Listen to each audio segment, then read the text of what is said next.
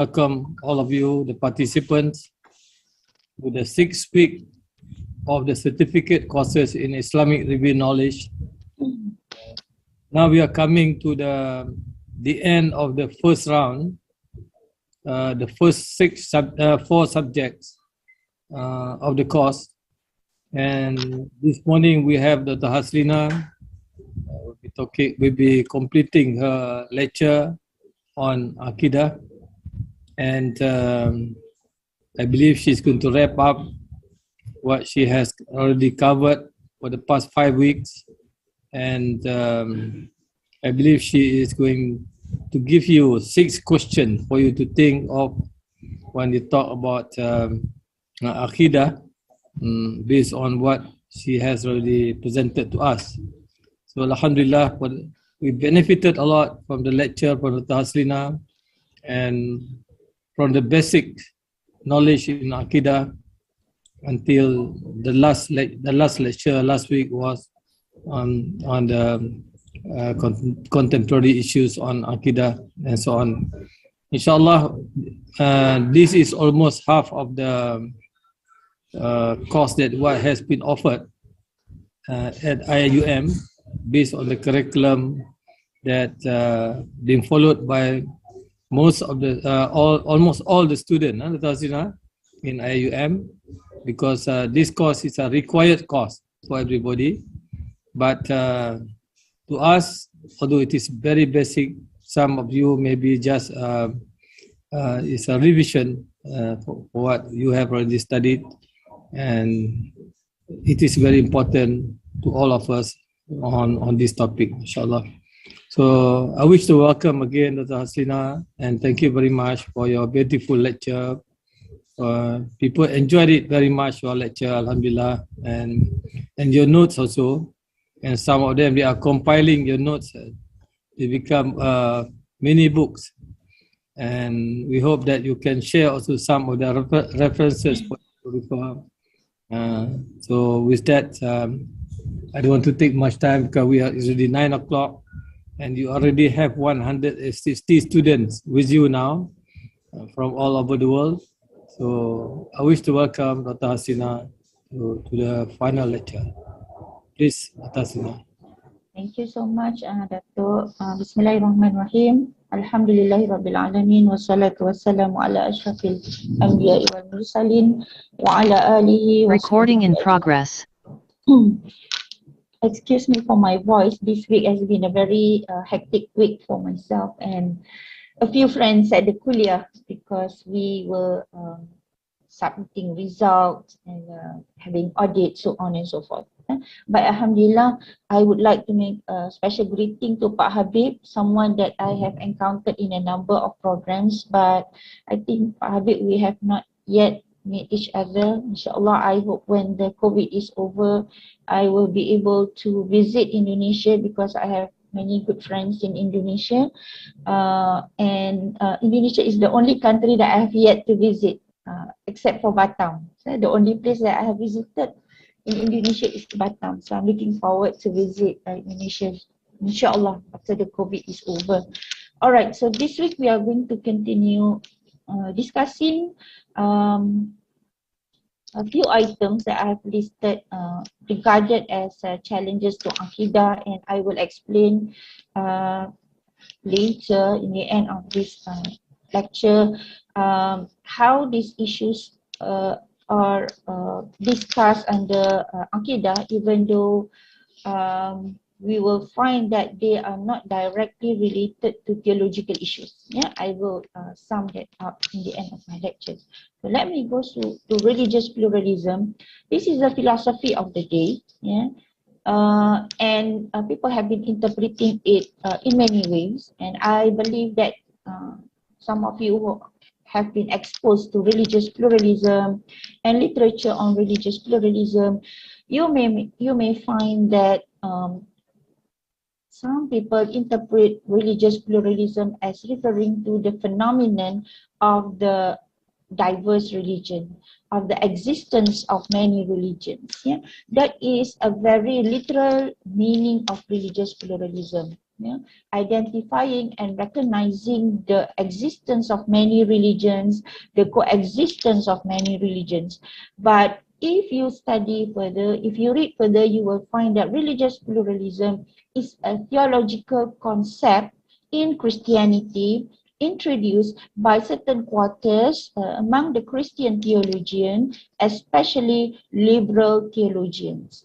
Now, why these liberal theologians or Christian theologians offered that a theological concept which escalated into a philosophy because they have been encountering quite crucial problems in Christianity.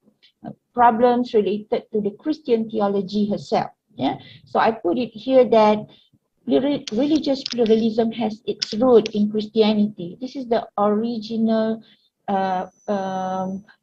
area or original area in which the idea of religious pluralism emerged. Yeah?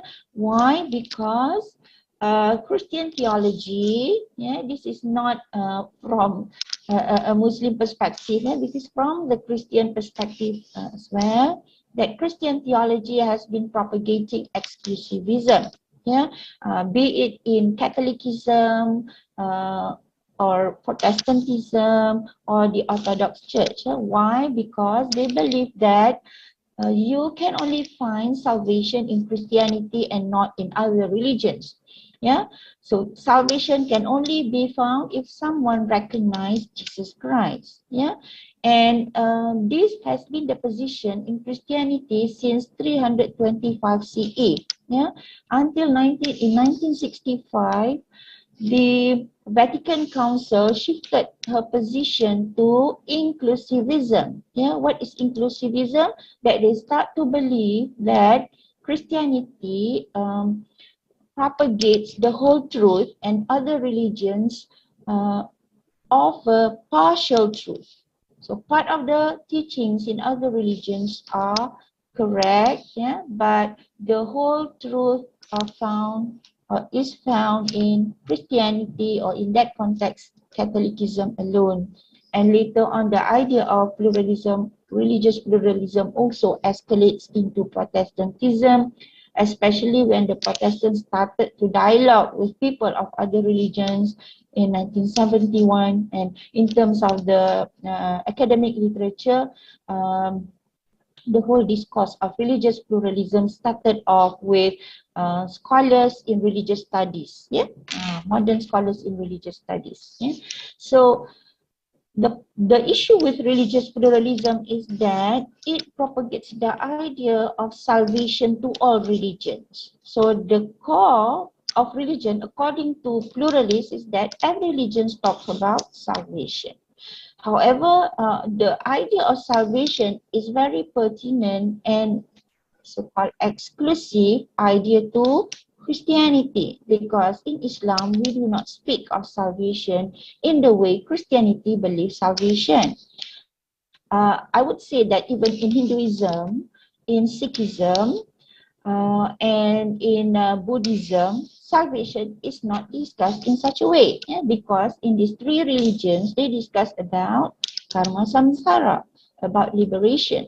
So to say that all religions speak about salvation is misleading as far as Christian theology is concerned. So I would say that religious pluralism is a Christian theology in trying to understand the phenomenon of many religions, in trying to understand, this is the key word, the plural truth claims of religions.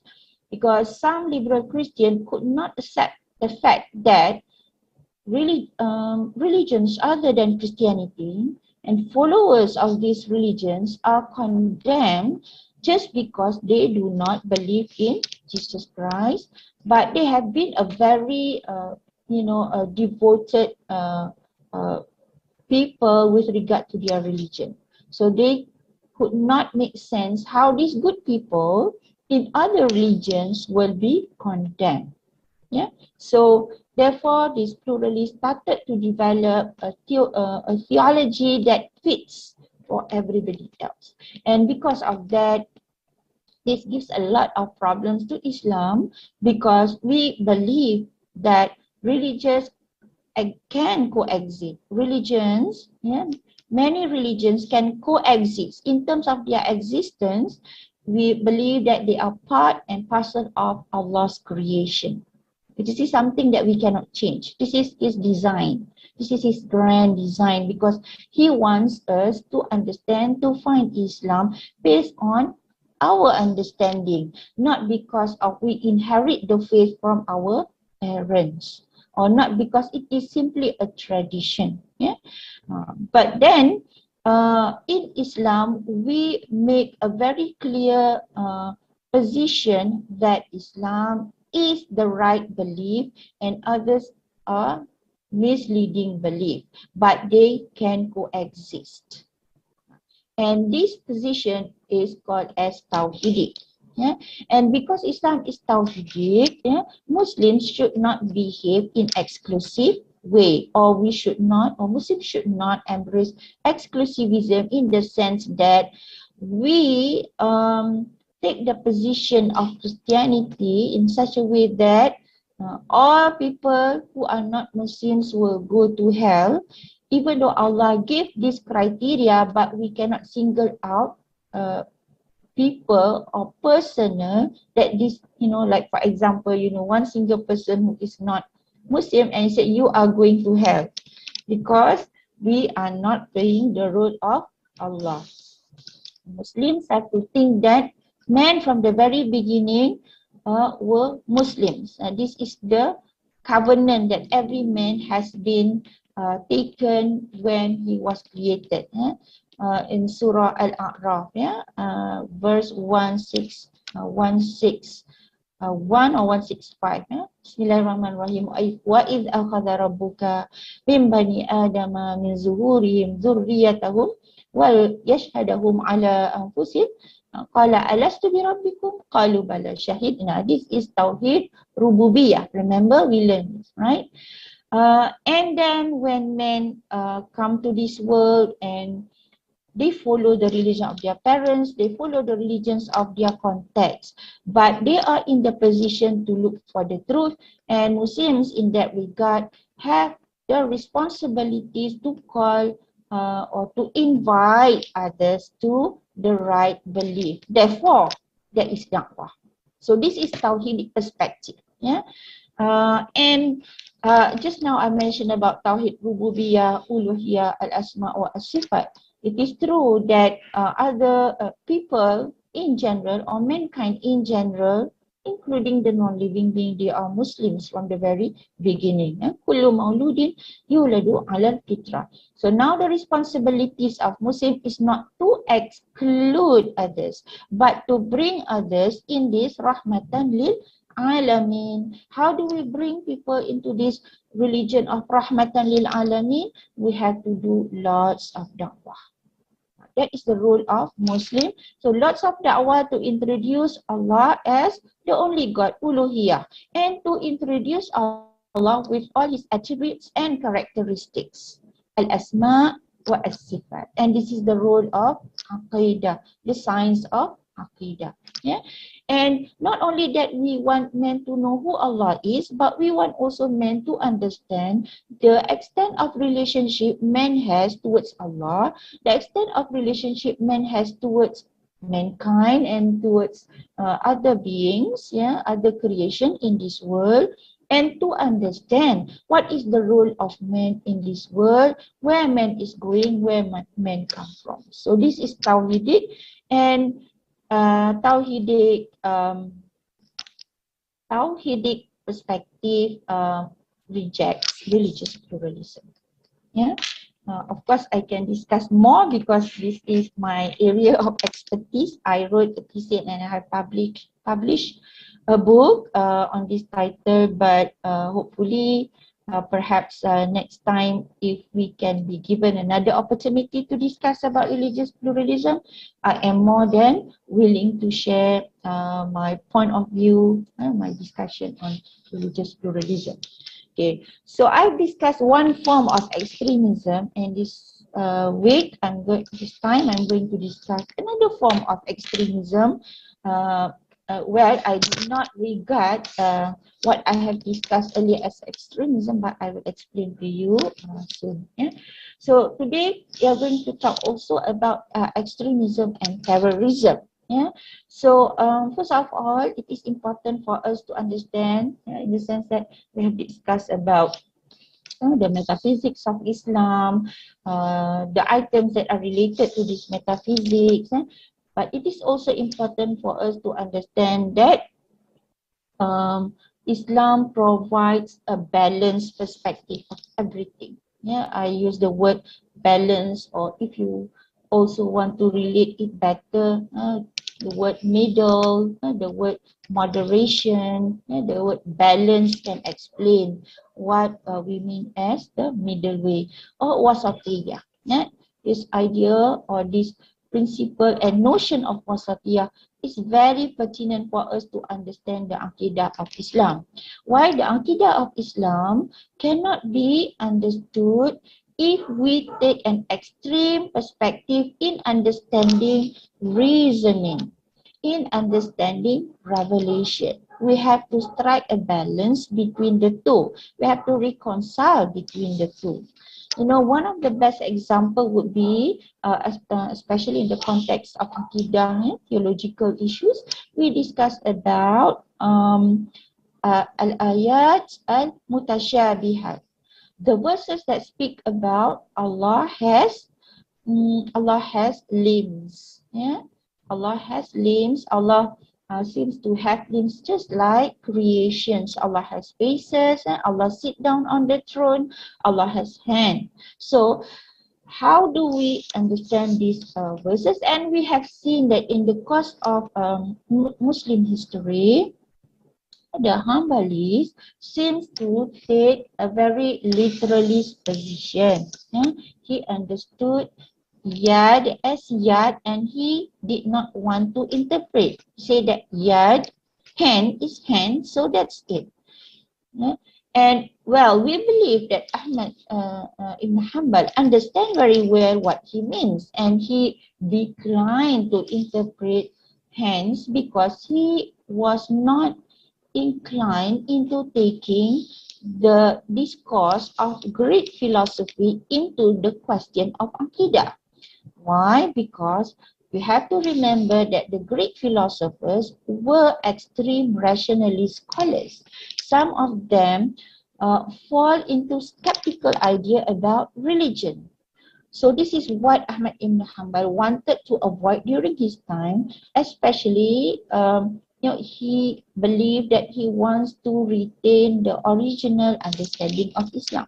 So I would say that in his context, he has rightly interpreted the verses based on what he thought that is more safer to the Aqidah of Muslim. Yeah, but also we have also to understand that to a certain point, there are Muslims who needs more explanation, especially when Islam has expanded to other parts of the world where the people in that context are used to understand God with limbs, with outlooks that human, and they are not familiar with the idea of God that is abstract. See, for example, we talk about Allah who can see but does not have eyes like human do. So some people cannot make sense of this. So the interpretations of the Mu'tazilites would serve this type of understanding. So the Mu'tazilites try to interpret the word eyes or the word yad, basar for eyes and yad for hands, as say for example his power. Because then the word power is more appealing to this type of people who have been exposed to the idea of God, like the Romans understand God in the forms of creations, the sun, the moon, the rocks, the trees. So they cannot understand God in abstract terms.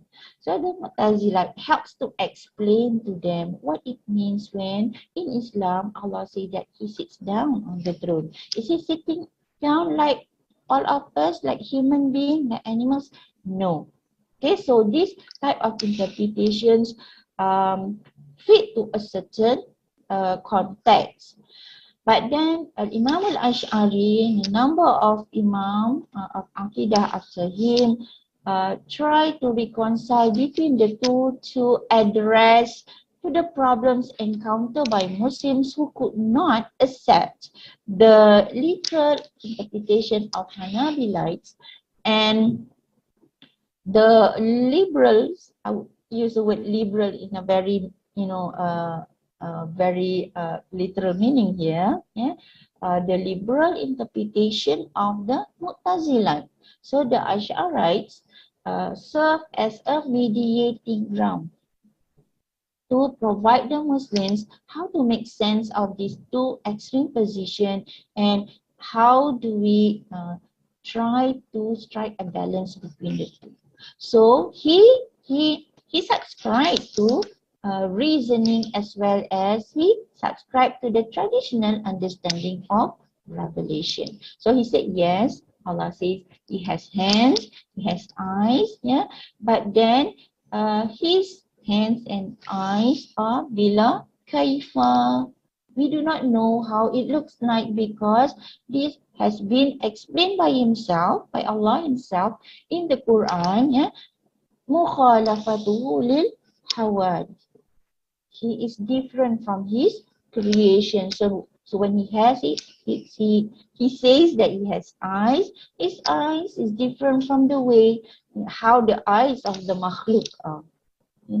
Even the eyes of man and the eyes of a fly is different. So this line of differences is understandable, is logical. Yeah, and also Islam provides a middle position between extreme spiritualism and extreme materialism or literalism. What is extreme spiritualism and extreme materialism in the context of a religious understanding or belief system? I will take this in a very simple way. Yeah. Now, if you look at Judaism, for example, yeah, Judaism takes the scriptures in a very literal meaning. Yeah, they understand the text very literally.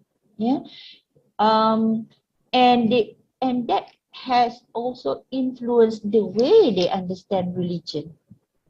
Yeah, so for example, they understand the word Sabbath in the notion of Sabbath in the Torah. Yeah, so the word Sabbath explain about the seventh day. Yeah, they regard it the seventh day, the day whereby God rests after He creates everything.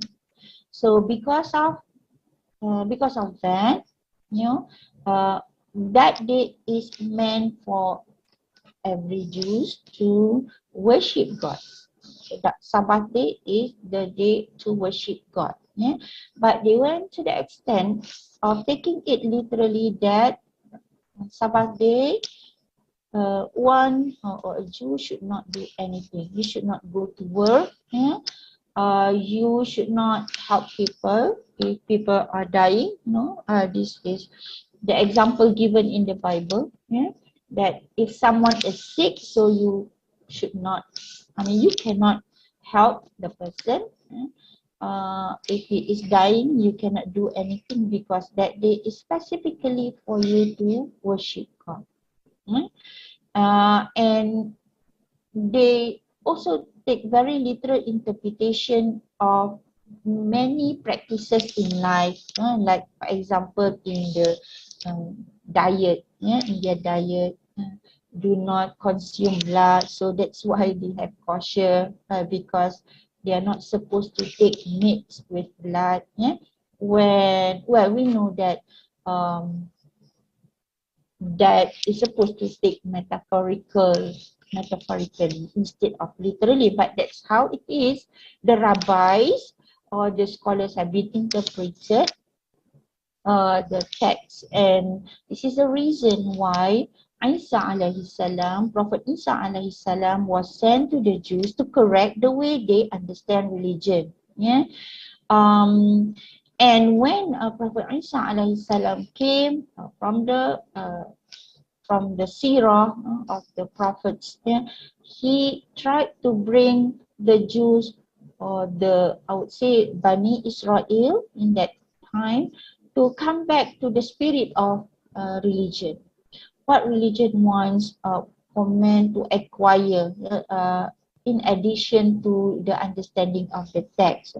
So if you are familiar with the Bible, you may find that Isa alayhi salam, or Jesus Christ in that context, have been calling people to have mercy, to cast love to the layman, yeah, to the so-called Samaritan, yeah, to the people who are not into the higher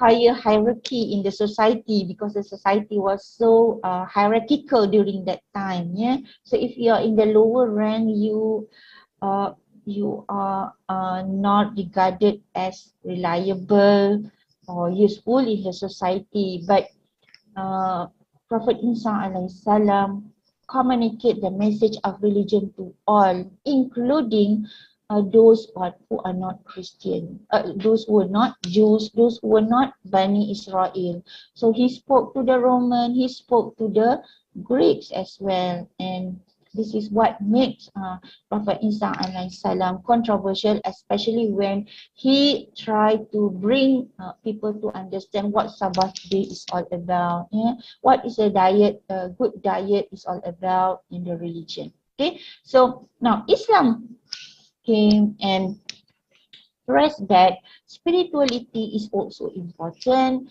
Understanding the text is also important, but you have to strike a balance. So try to avoid to take the verses in a very literal manner, just like what I have discussed just now. It is good not to take the word yad and basar in a very literal meaning, because you will not be able to understand the spirit of the Quran. Yeah, so yes, that is what I can offer at this point of time with regard to spiritualism and materialism. Yeah? And because of that, you find also in Islam we have not only Aqidah, we have also fiqh, we have also akhlaq, and akhlaq is normally discussed under tasawwuf. So spiritualism is also important, fiqh is also important, and aqidah is also important. Yeah, and then realism and idealism. So we appreciate reality, but we do not think that reality is only the thing that can be perceived with our senses and can be attained with our logical explanation. So those that are beyond our physical senses, that we cannot make sense, that we cannot reason out according to realism as a philosophy of understanding, according to them, is not comprehensible. We cannot attain knowledge. Say for example, you are talking about akhirah. Then the philosophy of realism cannot accept akhirah because akhirah is not real. Yeah. Okay, and idealism, in the sense that we go to the extent that we philosophize and everything to the extent that we cannot come to a point that is comprehensible to everyone. Yeah. For example, maybe you have encountered this in Aristotelian ethics. What is it called? Creation ex nihilo. This is idealism, because this tasalsul, that A been created by, say, I was saying, how do I give this example that, you know, at certain point, there must be a creator that creates. So who is this creator? There must be the creator. So it cannot carry on and on and on, yeah? To the extent that we do not know who is this, the ideal being. I'm trying to recall the Arabic term for it. And some of you may have known this term. You can type in the chat box. Yeah, al-mabda'ul ula. The first principle that brings creations into reality. Yeah, but then Aristotelian idealism could not come to that point. Yeah, so Islam is not like that. Yeah, the Aqidah of Islam also tell us that at certain point there must be explanation to our question. So we cannot carry on, continue living in our doubt. Remember, I've been discussing about skepticism, relativism. Yeah, cannot carry on and on in our doubt. They are explanations. They are answers to our question. Yeah, and we are not only finding a definite answer in that sense, we are also finding meanings. I think this is also what makes Islam very interesting, because meaning is beyond the arrangement of text. Meaning is what you read from the text, but it is felt in your soul, in your heart. Yeah. So when we talk about meanings, it brings us the explanation that is comprehensive, from the perspective of epistemology. We call it jami' wa mani. When you have that meaning, whatever concept that confront that meanings will be rejected, and whatever concept that fits to that meaning is acceptable. This is jami' wa mani. This is the level of aqidah that a Muslim should always strive towards to. That you find meanings that give you its meaning. This is what Prophet Ibrahim said to Allah. Hatta tatma'innal qulub. So when we understand aqidah, we look for meanings because we want that our soul to be at peace. That's sakinah. After all, this is the state of the soul of which we hope to meet Allah in the hereafter. Remember, Allah says that, Ya ayyatuhan nafsul mutmainnah, irji'i ila rabbiki radiyatan mardiyah. So it is okay to question, it's okay to try to understand, but we have to find meanings. Now, extremism is ghulu. The Quran used the word ghulu. And extremism in the Quran is not only talking about what we understand from extremism today, kan, these people who wage war, the jihadis, so on and so forth. But ghulu can also exist in the form of the way we understand things. Like in the Quran, it stated very clearly that the Christians is regarded as ghulu. Why? Because they take Jesus as God. They take Jesus as the Son of God. What is the best lesson of this?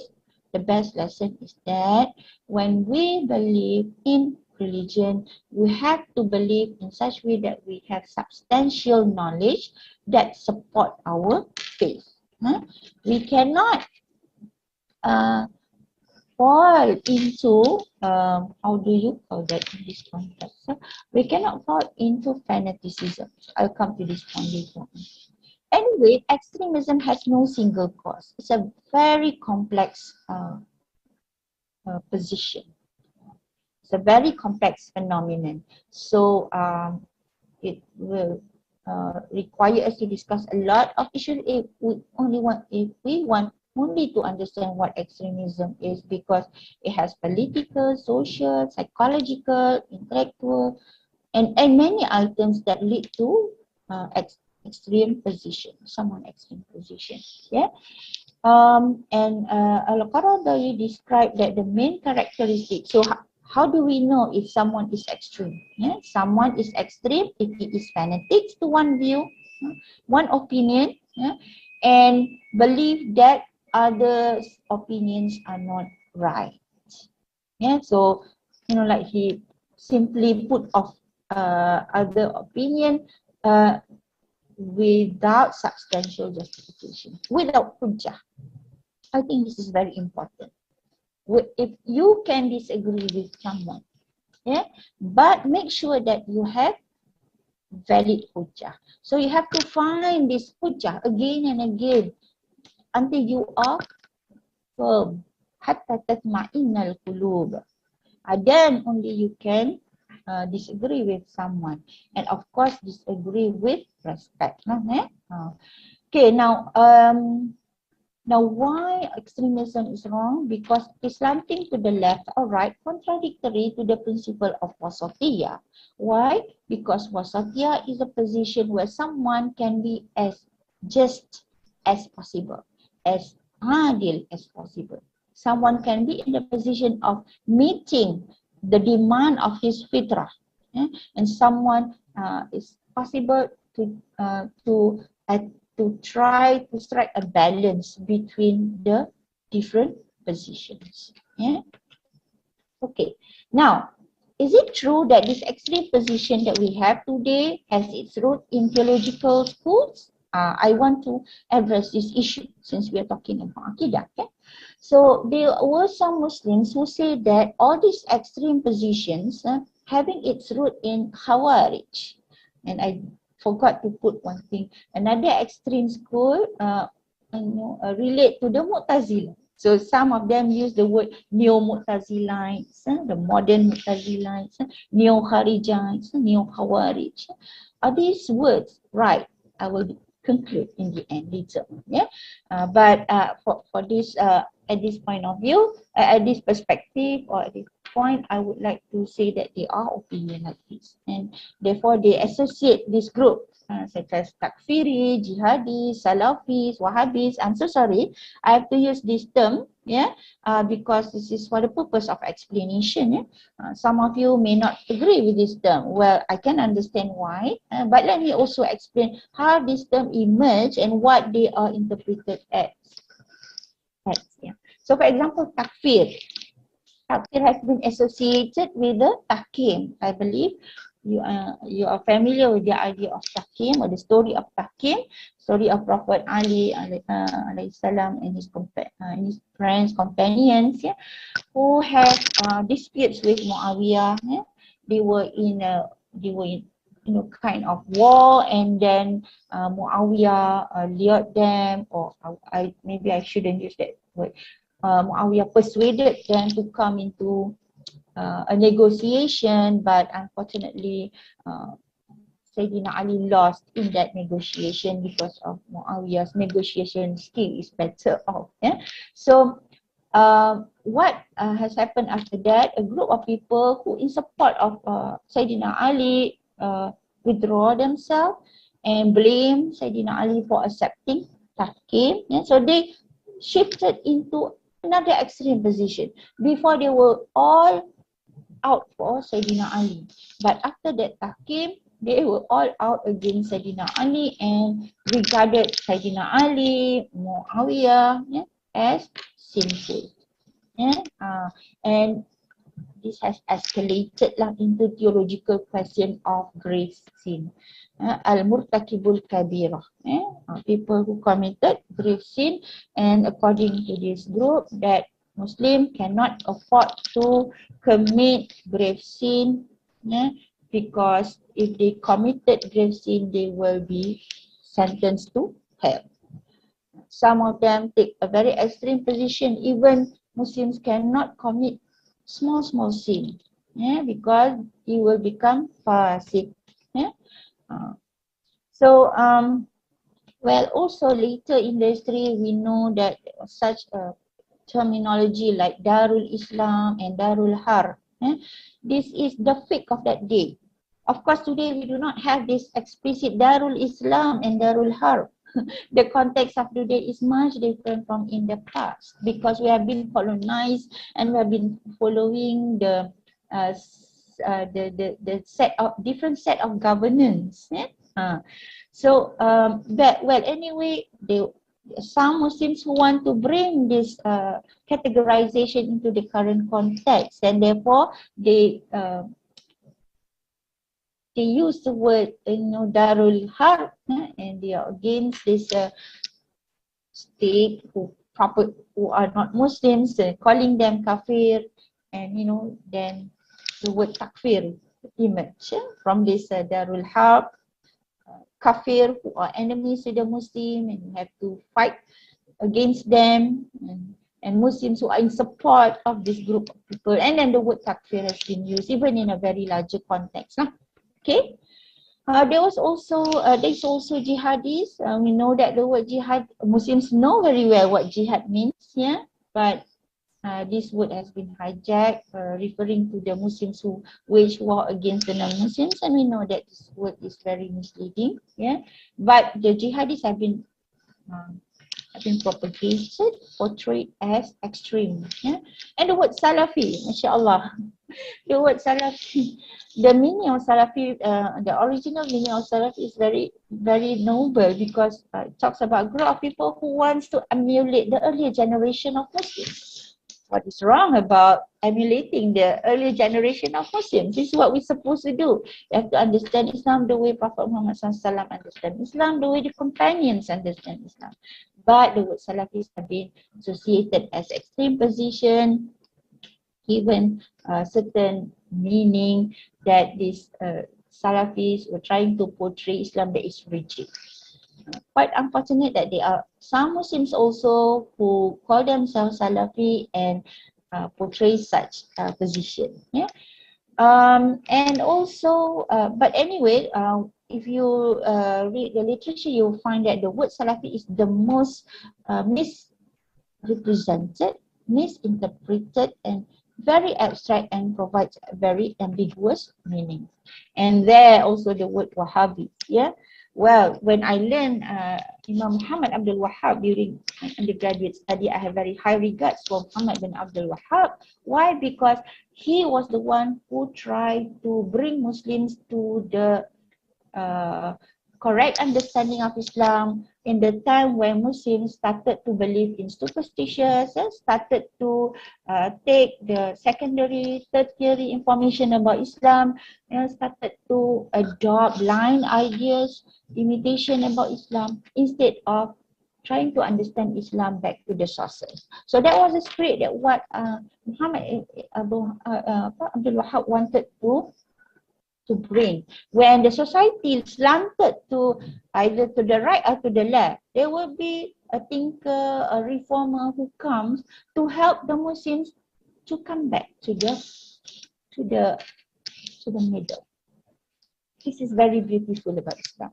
Whenever we are slanting to the right, slanting to the left, Allah will send someone to help us to come back to the middle.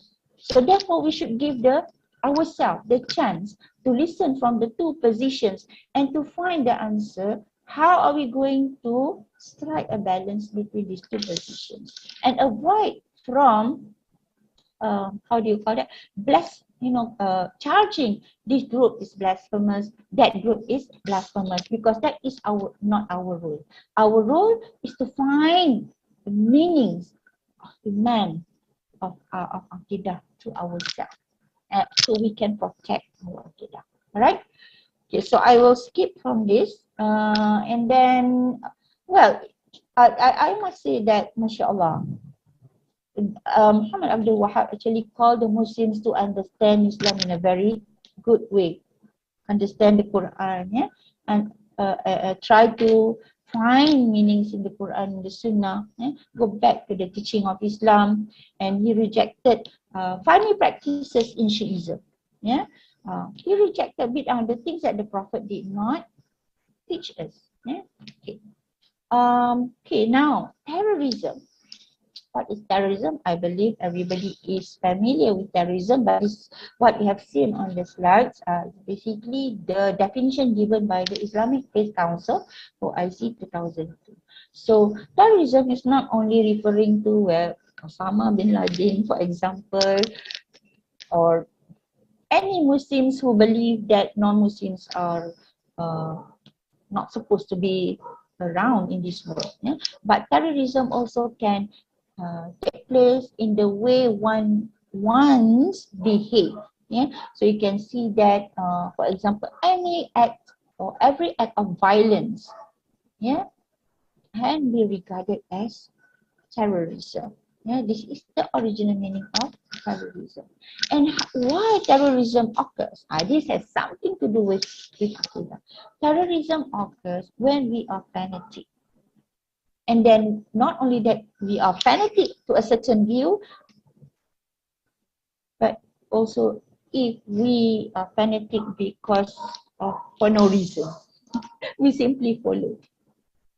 When actually we do not know. That's why I have the opportunity to discuss with one of my good friends who is an expert in the study of terrorism, and he said that many who fall into terrorism or this movement, they will actually have very little understanding about Islam, or they have committed grave sin in their life, and they were told that if you join this terrorist movement, so your sin will be forgiven.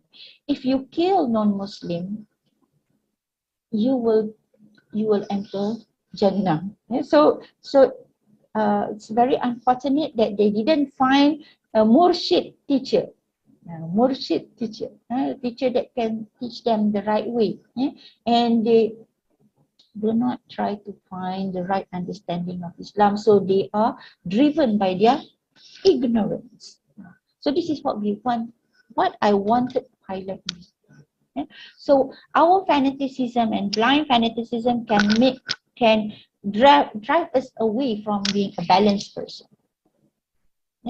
So now the problem with this extremism and terrorism is that most of the people who follow this position, who are into this position, they seem to play the role of God, because it seems that they know what will happen to this person in their afterlife.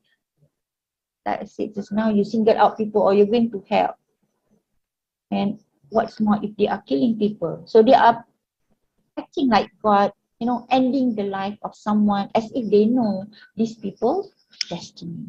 I think if we understand the story of Khidir in the Quran, remember the story of Prophet Khidir and Prophet Musa alayhi salam, when Allah asked Prophet Musa to learn from Prophet Khidir. It's a very good lesson for us to understand that we do not know the destiny of others, but we have to concern about all this. Okay, finally, now what I want to say is that all these extreme movements that we have discussed in this course, they are not theological sectarians, and they are not deviant in the full sense of meaning. So their position may affect their theological ideas and perspective, but they are not theological. So why? And their position, even though some say, resembling Kharijat, resembling Tazilites, but they are not a theological position in a very strict sense. So they do not represent specific traditional theological school, not even a theological school in Islam. Now, extremism is not only a phenomenon in Islam, extremism is also a phenomenon in other traditions. Christian fundamentalism, for example. Okay, and finally, the problem with this these people who claim themselves extremists and terrorists, they were good Muslims. I mean, they do their fundamentals very well, but the problem with them is the gap in their interpretations of the fundamentals. But the best book that we can refer to if you want to understand theological sectarians would be Shahristani Al-Milal wa Al-Nihal, because Shahristani really give the category of theological school and how he explain and justify why certain theological schools are not right from the perspective of Islam. So this is the final message that I want to highlight for this course, that I would like to say that it's our responsibility to understand Aqidah, so it gives meaning to ourselves, and we can differ with other, but that has to be with hujjah, and we avoid slanting to the left and to the right. Yeah, we want to strike a balance. And all these phenomenon, extreme phenomena today should not be affiliated with the theological school of Islam in the past, because the theological school in the past, they have their own context. Yeah? And anyway, this extreme position, even though they are not theological school, full-fledged theological school, but their interpretations of theology may affect Aqidah. All right. So thank you so much, and all the best. Thank you so much, Dr. Haslina. Maybe I will give you 5 minutes for you to wrap up, give the word of advice to all the participants based on the 6-week lecture. We wish welcome to Dr. Haslina. Okay, Alhamdulillah, I am so fortunate to be in this session to share my perspective, and we have learned about for 6 weeks. We have learned about the importance of us to have the right epistemology. First of all, the right epistemology to understand Aqidah. Yeah? So we know that sometimes we may not realize that our ways of understanding, of taking reasoning, taking empirical evidences, or even taking the text of the Quran and the Sunnah may not be helping us to understand Aqidah. Say for example, if we are too logical oriented, or we are too empirical oriented, or we are too literal oriented. Yeah? So in the course of finding meanings in Aqidah, we have to get as much information as possible and use the right tools and take the right methodologies. Yeah, and of course we follow the mazhab of Sunnah wal Jama'ah. Yeah, Imam al-Ash'ari, I mentioned in my lecture, he never recognized himself as the great Imam. Yeah, but this is a message that I've learned from Almarhum Professor Irfan, my supervisor. He said that Imam al-Ash'ari never boasts that he's the founder of Al-Sunnah wal Jama'ah, but his position is appreciated by the people after him, by the ulama after him, and this is the consensus of the Ummah. So the right position of Islam is followed by the consensus of the Ummah. People naturally, by fitrah, we follow the right meaning of Islam.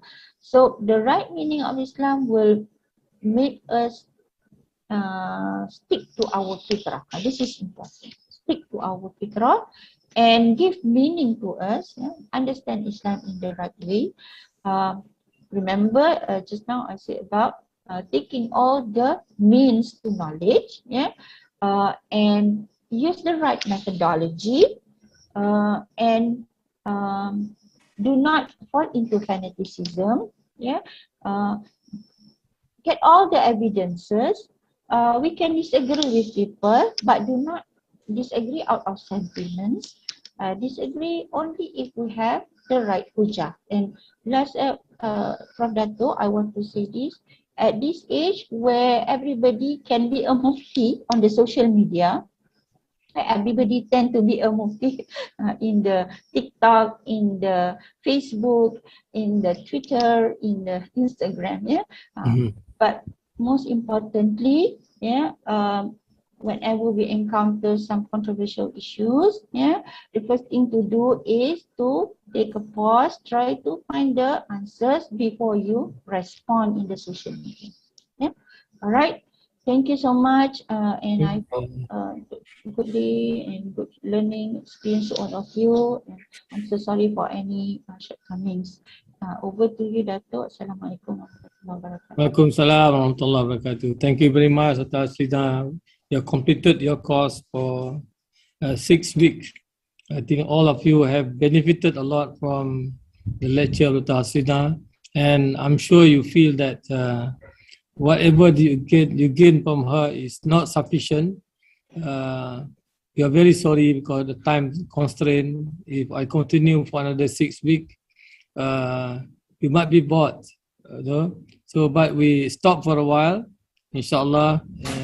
If the times allow, then we can have our second level of the course, inshallah. Because the number of hours given to undergraduate students in IIUM is much more than that. They have a lot of time to meet the lecturers, to ask questions and so on. Unfortunately for all of you, you are not able to ask questions directly, but you can ask through the chat box, and we will compile the question, we will send to the lecturer, and they will give the answer to you. Thank you very much again, Dr. Haslina. And now we are coming to, thank you, Dr. Haslina. Yeah. So now we are coming to our second lecture, a very important lecture on the Ulum al-Quran. So now we have Dr. Norbani with us in the 6th week. We hope all of you are ready for this lecture. Now we welcome Dr. Norbani. So you have, now is almost 9. You can take an extra time, Dr. Norbani, because this is the last lecture. So I give about 10 to 12 minutes extra to Dr. Haslina to wrap up his topic. The same thing with you. I'm sure you're going to wrap up your topic. So our break time maybe will be shorter this time, inshallah. So welcome, Dr. Norbani. Thank you very much, Dato. Bismillahirrahmanirrahim. Alhamdulillah Rabbil Alameen. Wassalatu wassalamu ala ashrafil anbiya'i wal mursalin wa ala alihi wa sahbihi ajma'in. Rabbi shrah li sadri wa yassir li amri wa hlul 'uqdatam min lisani yafqahu qawli. Assalamu alaikum wa rahmatullahi wa barakatuh, everyone. Welcome to the second session. I'm sure you have learned a lot from Dr. Haslina. Very interesting to talk about the Aqidah issues, because we turn left and right, we see the challenges that we face, and today I will continue our course, the last class for the certificate, but of course this doesn't mean that it's all there for us to learn. Rather, this is just an opening gate for us to learn. Like Dato had mentioned, usually even when I talk about science of the Quran and Tafsir, students who major in this Tafsir and Ulum al-Quran will have to spend at least 6 semesters in different courses, introduction to the Quran 1 and 2, methodology of Tafsir 1 and 2, and different methodology of Tafsir. But nevertheless, so it has opened our mind and curiosity to learn about Quran, inshallah. Okay, so without further ado, I want to continue the class. Today we are going to talk about the Quran tafsir. Yeah, so of course I would want you to understand that I'm going to go through it very fast because we don't have much time, but at least I want you to start questions regarding, for example, why didn't the Prophet ﷺ explain the whole Quran for us? So there is, the tafsir or the Prophet ﷺ, and we are good, but he didn't. All right. So, and another question is, we have plethora of tafsir works in the world today. Since the beginning of the compilation of tafsir up till today, and people still continue working on tafsir. So what is the best, right? So in that, I don't think that we should question what is the best, rather like we're asking what is the strength of each of this work, so that we can benefit the strength of this work, right? So here, let's go quickly. When we talk about tafsir, of course, there are two terms that come to our mind, tafsir and ta'wil. So what is tafsir? Come from the word fassara, which means to explain, to elucidate, to interpret, right? So that's why tafsir is understood as explanation. Ta'wil, however, come from the word awala, means to return, to revert. But the question is, tafsir is a science by which the Quran is understood, its meaning is explained, and its ruling is derived. So what we understand here is that tafsir is a human effort, a scholar's effort, to try to understand and interpret the Quran. So as if we have two things here. One is the Quran, the text that was revealed to the Prophet Muhammad SAW via Jibreel, right? And then we have learned about the history of compilation and how did the Sahaba and the Prophet himself learn from Jibreel, and how did the Sahaba learn from the Prophet. So that is the text. Harfun bin harfin, right? So literally it's the words of Allah subhanahu wa ta'ala, unchangeable. But then we have tafsir. Tafsir is these scholars, ulama's effort to understand, to try to understand the Quran, this text, right? So let's answer our question why there are so many, because each human have limitation of knowledge, and this is a very consistent attitude of our ulama, great ulama. When they finish their work, they always say, Wallahu a'lam. Allah knows best, because obviously the scholar, this particular scholar, have attempted the best of his knowledge to explain the Quran or to talk about the hadith or fiqh and so forth, but with the assumption that the infinite knowledge is Allah, to Allah alone, but human has the limitation. Right? So tafsir is basically a human effort, right? So of course this doesn't mean that there is no principle. It's it is not a free way looking at the Quran, we can think about anything, but rather it has principles that the scholars throughout the history of Islam try to abide as much as to these rules and principles, right? So that will sometimes some scholars would okay, why I didn't show it here? Okay, some scholars use tafsir and ta'wil interchangeably, so there is no difference in terms of tafsir and ta'wil. For example, Imam al-Tabari, who is well known with his work Jami' al-Bayan and Ta'wil al-Quran, he used them interchangeably. So, but some modern scholars try to differentiate it. So tafsir is actually to understand or to interpret the verse, which has only one connotation. This is based on the lines of what the Prophet ﷺ taught, what the companion have taught or said or narrated or reported. While ta'wil is to choose one connotation, one meaning, one shade of meaning over the others because of several reasons. So what does it mean here? So some scholars in the Quran would understand this way. Ta'wil, of course, tafsir, we choose one meaning over one meaning of it, but ta'wil is kind of, we make a choice, right? So, for example, in Surah Tawbah here, Allah says in Surah Tawbah here, infiru khifafan wa thiqalan. So, scholars try to understand what this khifafan wa thiqalan means. They are interpreted, these two words are interpreted either old and young. Okay, that is one of the chosen meaning. Or someone else would choose rich or poor, single or married, actively or passively, or sick or healthy. So obviously, what we can understand, khifafan wa thiqalan here connotes different meaning, different context. So ta'wil is to choose one over the other. But obviously, this is how far the discussion will go. So this is, and explanation of the difference between the two.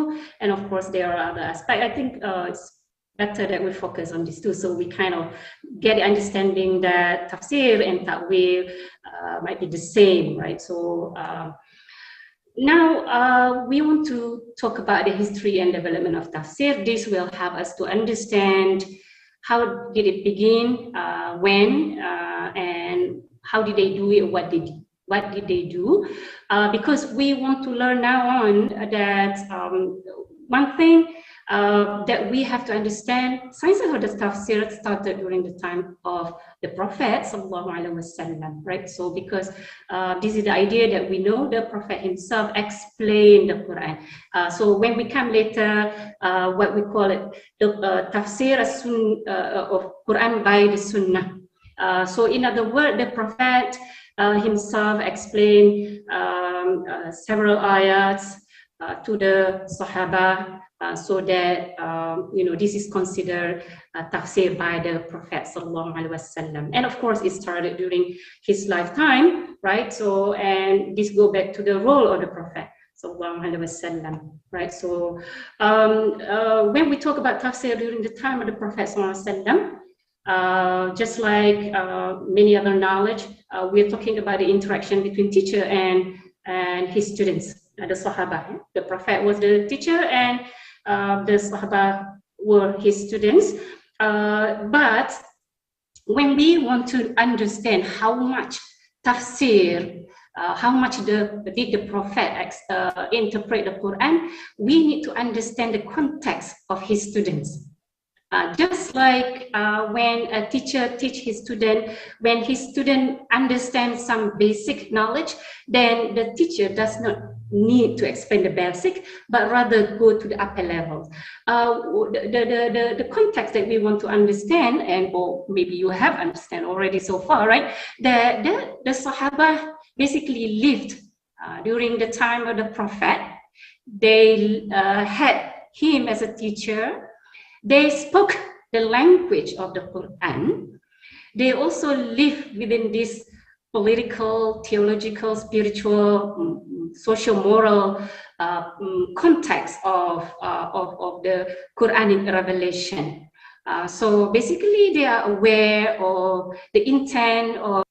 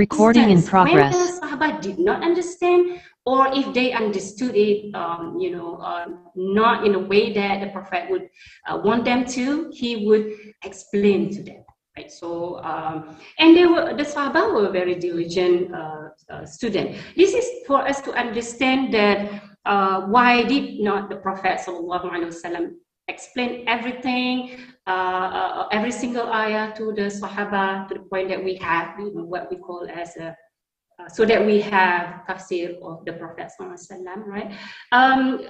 The Sahaba, as a diligent student, they methodically learn the Quran. And so they learn the 10 verses, and then they understood the meaning, the regulation, and then only then they would proceed to the next verses. So every 10, this is just a human experience up to today. When we chunk our knowledge, learning about knowledge, like a chapter or something, then we chunk it, and then this is how we try to master the knowledge, right? So we chunk it, right? So and also they used to say that we learn the Quran and studies its ideas in junction all together, right? So this is the methods of the Sahaba who, as students of the Quran, learn from the Prophet, so that they know and understand the Quran. This will give us, will answer the question like why, later on also the Sahaba did not interpret the whole Quran again, right? So because they understand it, and that depend on the student as well. So how much did the Prophet explain the Quran again? The Prophet did not interpret every single verse in the Quran, that's for sure. Imam Suyuti, who studied this, he found that a few hundred narrations from the prophets, including the weak and the fabricated ones, in which the Prophet explicitly interpreted the Quran, which we call as the interpretation tafsir of the Prophet, right? So only a few hundreds narration. Even then, this included with the fabricated and the weak one, right? So, but even though the Prophet did not explain everything, he left the necessary knowledge and skill for the Sahaba to understand the Prophet. He left the hadith of him, right? Saying his actions, his approval, which are the necessary knowledge for Sahaba and later generation to understand the Quran. Right? So this is the idea. And this is about the Sahaba again, why why they didn't ask everything from the Prophet. So they understand, and that the Prophet taught everything the Sahaba needed to understand during his lifetime.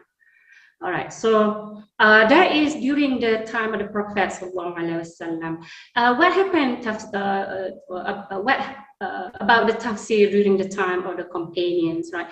The Sahaba, of course, as a direct student of the Prophet ﷺ, they understood the Quran, and not only that, now they have their own student, the successors, right?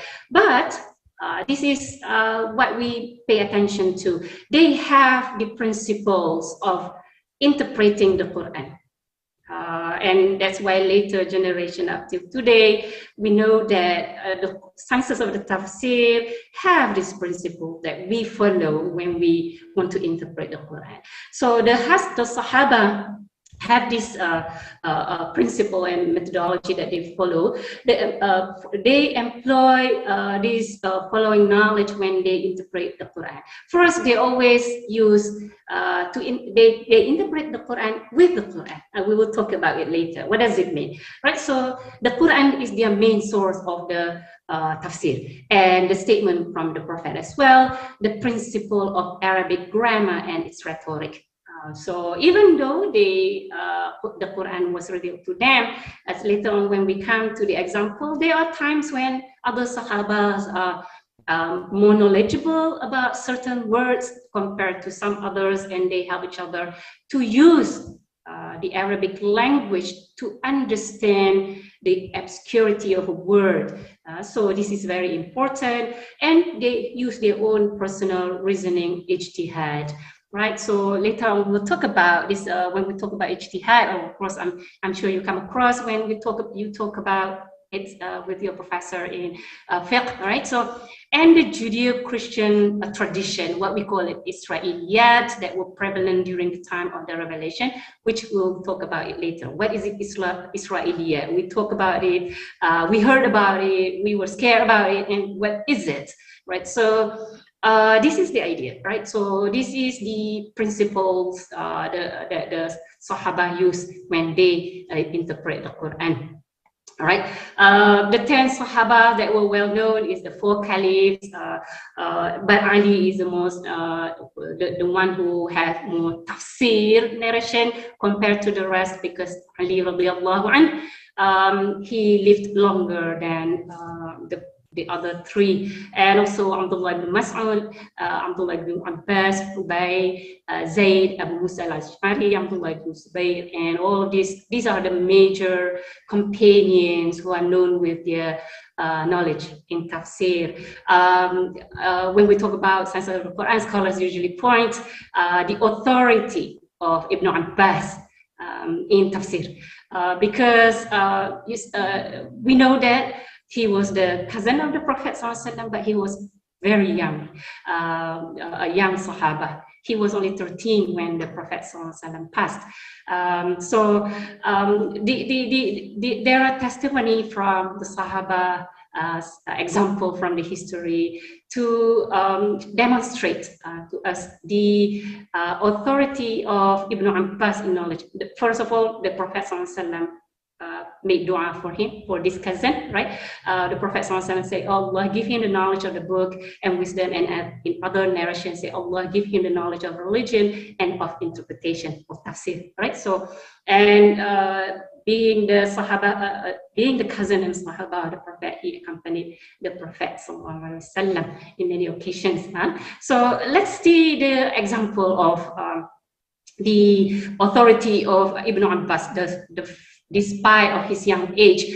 Umar radiallahu anh, knowing the knowledge of Ibn Abbas, so he used to bring Ibn Abbas to the elderly meetings, but he will tell the rest of the companion not to bring any of their children, but rather he will bring, he himself will bring Ibn Abbas. And these were, were very, it was something that is, as the other Sahaba questioned this treatment. So, but to prove his point, Umar radiallahu anhu one day asked them, the rest of the elderly companions, what do you understand by this ayah, إِذَا جَاءَ نَصْرُ wal fath, right? So what do you understand by this? And some of them gave answer, which is not very acceptable, and others are not very satisfactory. But then he asked, Umar radiallahu anhu asked Ibn Abbas, what do you think about this? And this is what Ibn Abbas said. He said, this ayah is an indication from Allah to the Prophet that his life is about to end. Yeah? So, إِذَا جَاءَ نَصْرُ اللَّهِ وَالْفَتْحِ. This is the, he said that when the help from Allah comes and the conquest, then this is the sign of your approaching death. Therefore, he again used the next ayah, فَسَبِّحْ بِحَمْدِ رَبِّكَ وَاسْتَغْفِرْهُ إِنَّهُ كَانَ تَوَّابًا. Right, and then Ibn Abbas says this ayah explained the ayah before it. And Umar, of course, this is approval of the answer from Umar. Say, I do not know any other meaning to this except what you have said, what Ibn Abbas has said. Right. So this is one of the well-known narration about the Sahaba and their interpretation. The reliability of the knowledge of major companion in interpreting the Quran. They are true mufassir, right? So that is the idea. later on, the Sahaba themselves established the center of learning of the Quran. Of course, we're talking about Quran. Of course, when you talk about the Hadith, it's also the same matter, right? And the Sahaba also did not interpret every single verse in the Quran. This is something that we want to understand, right? So during the successors here, we want to understand who were the successors, the Tabi'in, the major successors in Tafsir work, for example, Tafsir. And again, what were the principles that they used? Right? So this, we remember successors are the immediate generation of the Sahaba, right? So basically, they also use the Quran as source of their Tafsir, the statement of the Prophet and the Sahaba, the principle of Arabic grammar, and then their own ijtihad, just the same sources that the Sahaba did, their own ijtihad as well, right? So the Judeo-Christian tradition that were prevalent during the time of the Quran. When you think of it, of course, for them they use the Sahaba, but the rest of the other sources are similar with the sources of the Sahaba in interpreting the Quran, in Tafsir, yeah? So the successors now have their own places. Makkah, Medina, and Kufa became the center of learning for many other Islamic knowledge, including Tafsir as well. These are the major Sahaba. This is what we can see. Yeah? So Ibn Abbas, Ubay bin Ka'ab, and Abdullah ibn Mas'ud, they all had their own school in different locations, different cities or major cities of the Muslim at that time. Right, so this time the scholar also did use the Judeo-Christian tradition, Israeliyat. Now we want to understand there were scholars of Israeliyat during the time of the successors, because they were converted Muslims. They knew the Israeliyat because they were believers in this tradition, and they had this knowledge with them, and they converted to Islam. They still retain this knowledge with them, right? So these are some of the successors who major resources, major references for Israeliyat narratives, right? So Abdullah ibn Salam, for example, he was the companion, the Sahaba, right? Ka'ab ibn al-Ahbar, also, he lived during the time of the Prophet, but he did not meet him. So Wahab ibn Munabbi and Abdul Malik ibn Jurayj, they are all the major references for Israeliyat. Eh? So when we trace the chain of transmission, for example, we will find their names because these are the major scholars of Israeliyat. Right? So just like Hadith, this time also, the period had also increased forged narration, attributed to the Prophet. I made a mistake here. Attributed to the Prophet due to political and religious strife. And we may want to understand this context, this fact, parallel with the Hadith context. When we study the Hadith, the forgery, the Hadith Mawdu', right? So obviously in Tafsir narration as well, people started to forge the narration so that to support their political persuasion, their political leaning or religious persuasion and belief and so forth.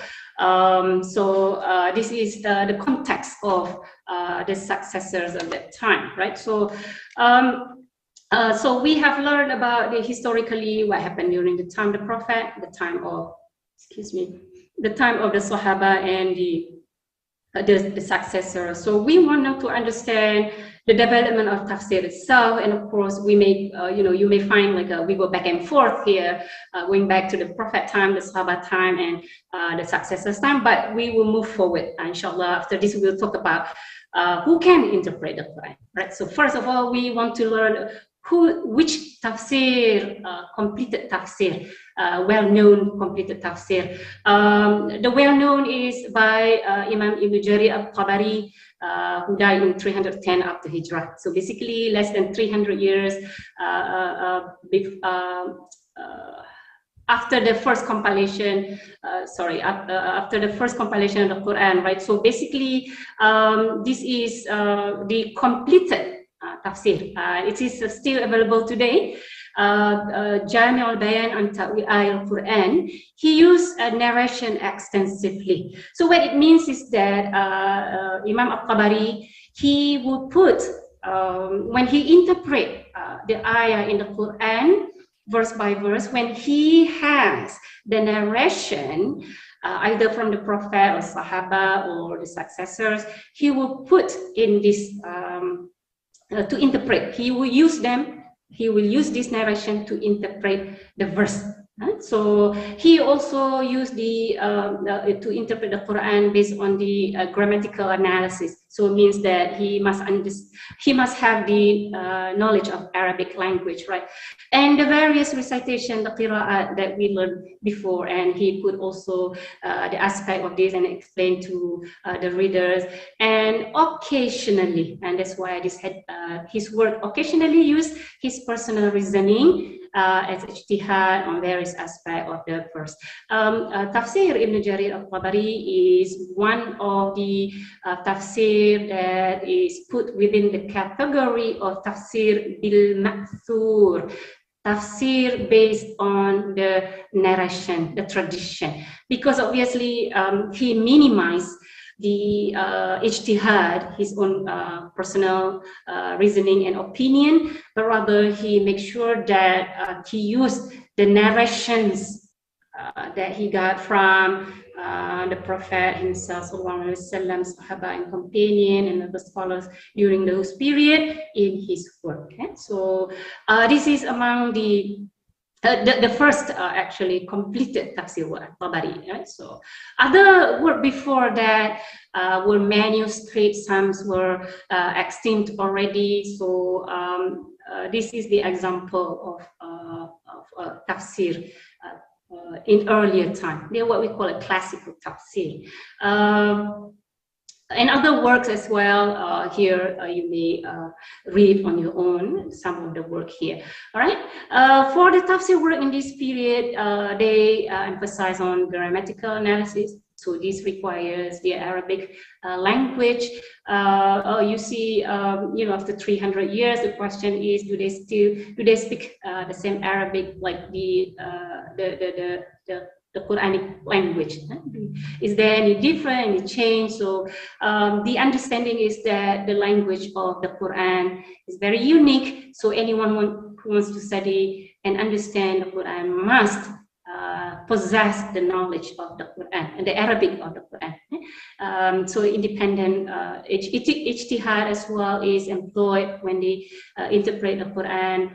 And at this time also there are tafsirs that are written to defend the jurisprudential school, the mazhab school of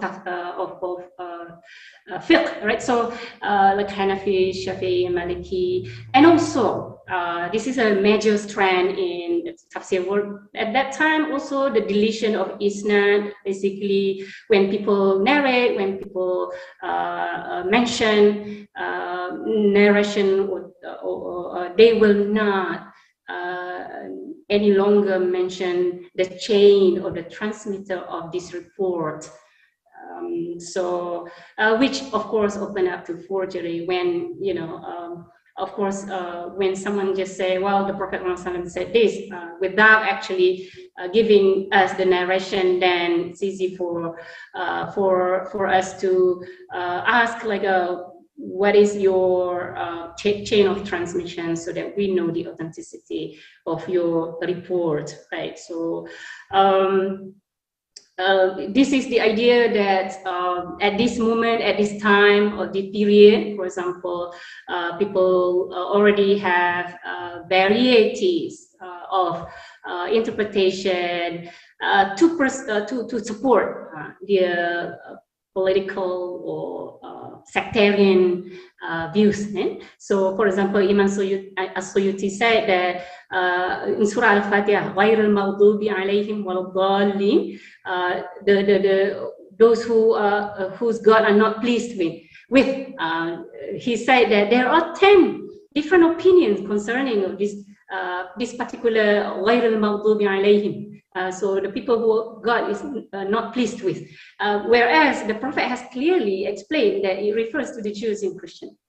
So that is the idea that when the Quran, the verse or the tafsir can be used to support the political or sectarianism, right? So this is the idea. And to give us the idea, and after that, after the 4th century, after Hijrah until today, there are volumes of tafsir work being done, written extensively, and we must, put in our mind here that this work very heterogeneous, like a very diverse in its approach, in its methodology, in its persuasion, in its how you call this, the methodology that is being used, right? So what we can sometimes, scholars will understand in broad categories. Sometimes this tafsir can be put. Some of the work of this tafsir that spurs up after the 4th century after Hijrah is the tafsir based on narration, tafsir bil al-ma'thur, right? So, or tafsir based on personal reasoning. Does it mean that, this particular work only focus on ijtihad, his own ijtihad, without taking any reports or any saying from the Prophet? No, it is not true, but rather, topic-wise tafsir, which today we are very familiar with tafsir mawdu'i, right? So we may also say this feminist tafsir, if we are comfortable to call them as feminist tafsir.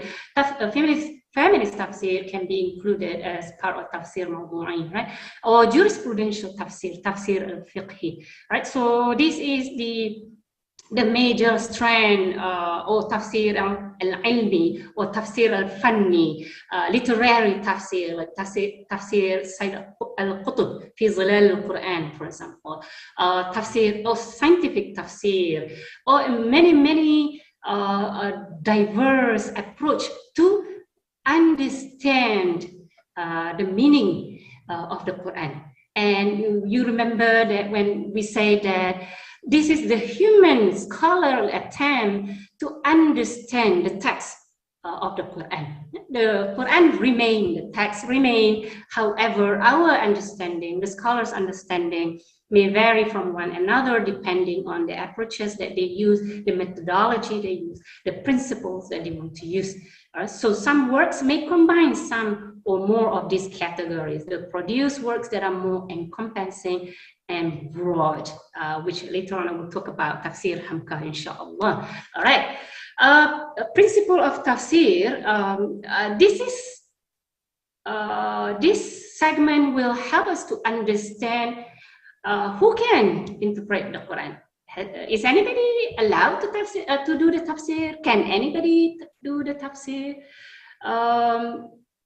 Does tafsir has some kind of principles and rules that scholars or ulama or mufassir subscribe to when they do the tafsir, right? So basically, principle of tafsir, and Imam As-Suyuti in his book Al-Itqan fi Ulum al-Quran. So this segment will be based on that. So basically, we're talking about the qualities and the characters of the mufassir. So when we talk about this person who wants to interpret the Quran, what qualities he has to have, right? So, or she has to have. And also, what do we call a proper tafsir? What characteristic of a proper tafsir has, right? So this is a very systematic principle, but just like many other principle in fiqh, of course, fiqh particularly more advanced, right? I would say advanced in the sense that there are various strands of this principle and so forth, and have been employed. So it's the same in the principle of tafsir. So it's not like Sahaba or this Mufassir just woke up one day and feel like he has enough knowledge, but rather, this person understand the quality of himself and what as he has to do the tafsir. Yeah. So okay, and Imam Suyuti have summarized here a little bit.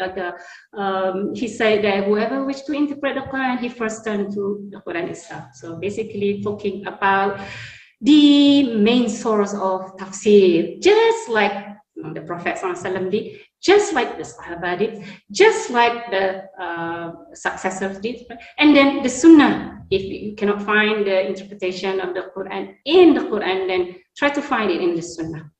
So again, the statement of the Prophet, the statement of the Sahaba, right? So this is what Suyuti is. You kind of remind us anybody who wants to interpret the Quran, regardless of the time, and this is the basic principle that they have to. So in the sciences of tafsir of the Quran, we talk about tafsir of the Quran by the Quran. What does it mean here? That one ayah may interpret another ayah.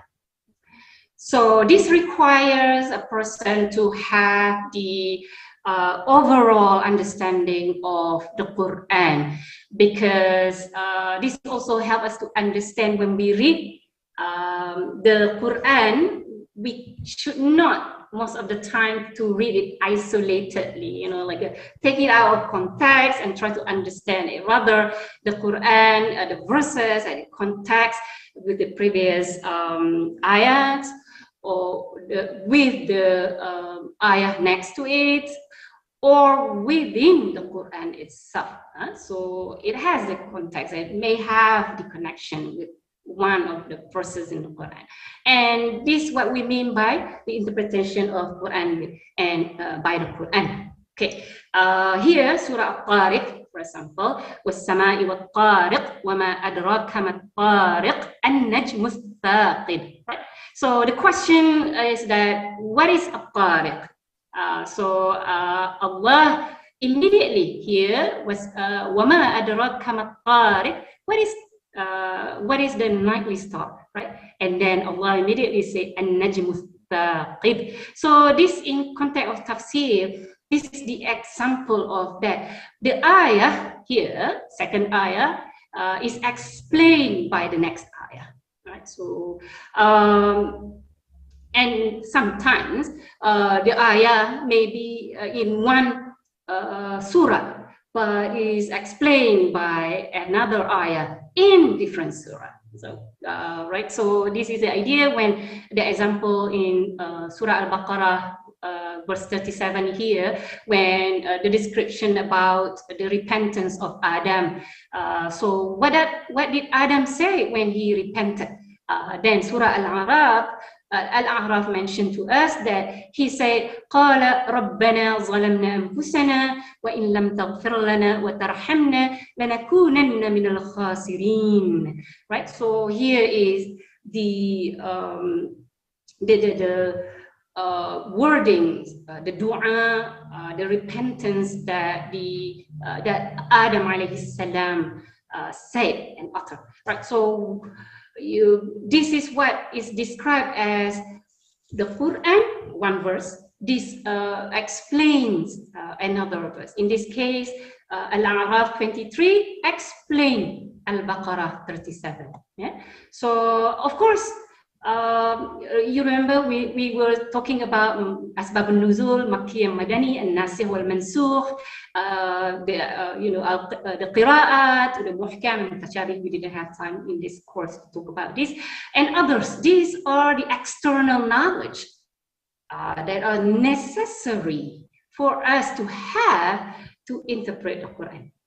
So again, go back to the question: can anyone interpret the Quran? Yeah, sure. If we have this knowledge, then we may need this knowledge to help us to understand or to interpret the Quran. Yeah? So, and also, this is a very important statement. All the relevant verses must be taken into account to form a complete picture. That's why we cannot read or recite, or read rather, the Quran one verse isolatedly. Rather, it has to be reading within the context, the bigger picture to understand it. No interpretation of any verse can contradict another verse.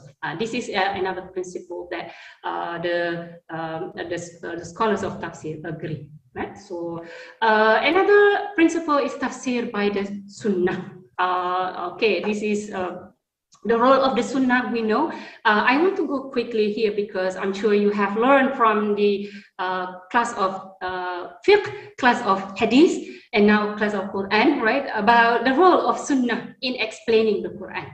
Right, so here we talked about earlier when the Prophet ﷺ talked about zulm and the Sahaba did not understand what zulm. So basically the Sahaba helped them to understand the term zulm. Or Surah Al-Ma'idah here talking about the punishment for theft, right? So the Prophet himself specifying it, what is it? Like if someone steals above the level of monetary value, or how to cut it, which part of the hand and so forth.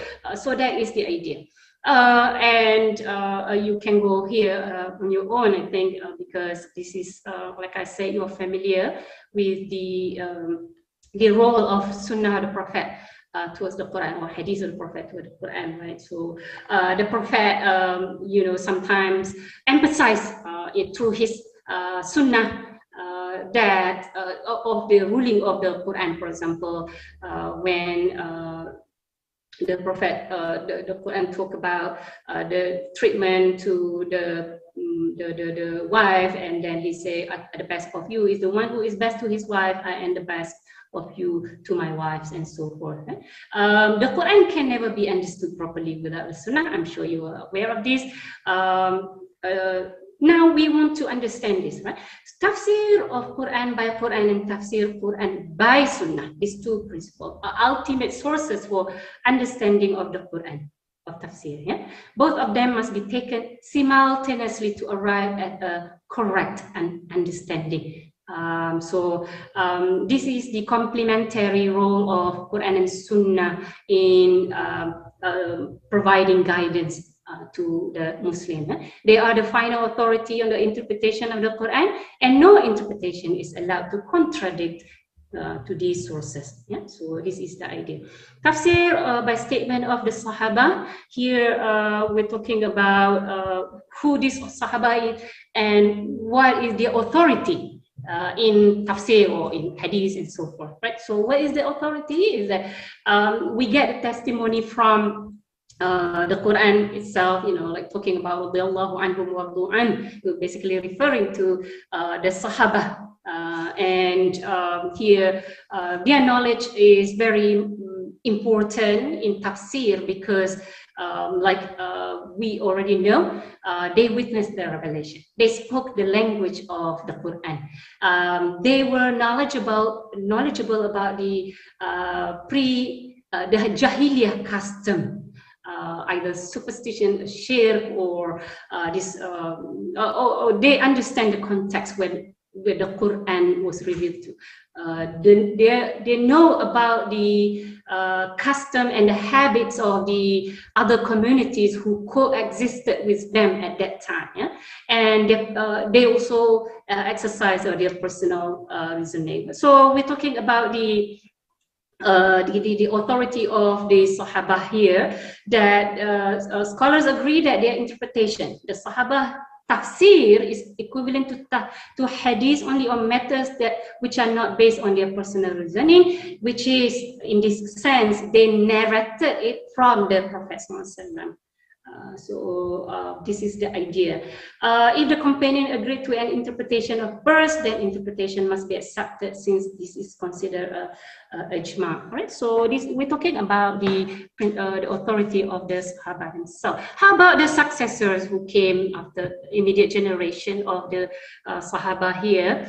Scholars agree their authority is accepted. All right. So their interpretation, if they agree on it, we should accept it. If they disagree, then they should not impose their interpretation over the other group.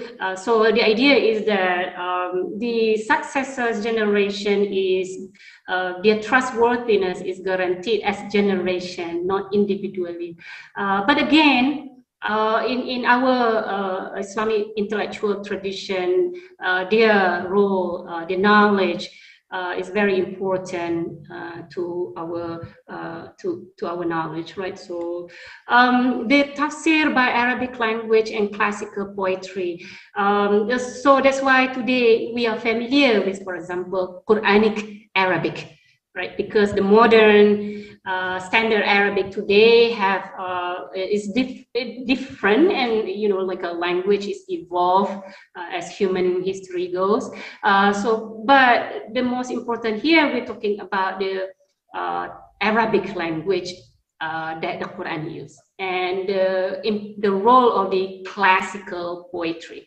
What it means is here, the knowledge of Arabic language and classical poetry is very important in getting help from these two sources to explain the obscurity of the word, for example, right? So the example here, for example, the word to salat, for example, it is of course here we must understand also the idea here to tell us that even though we may know the language, but we also cannot detach this term to its operational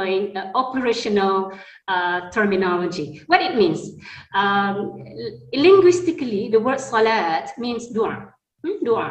So if we open the book of fiqh, salat means dua, literally. But from the context of Sharia, from the context of Islamic teaching, salat means certain movement, certain set of movement done at certain time of the day, facing a direction. That means salat, right? So the idea is that we need to be able to, if a person know the Arabic, like the Quranic Arabic, at the same time, this person must be aware also how the Quran uses it to mean also in its operational context. Yeah? So Salah in the context of Islam, what does it mean, right? So, but we do not discount the importance of Arabic, the Quranic Arabic, and the classical poetry. Here, the example of Ibn Abbas, who of course has the immense knowledge of Tafsir. He used, there is a one time here instance, he used the classical poem to, the lines from classical poem to understand the Quran, the Quranic word raib, la raiba fi in Surah Al-Baqarah, right? So raib is doubt, and he used this line to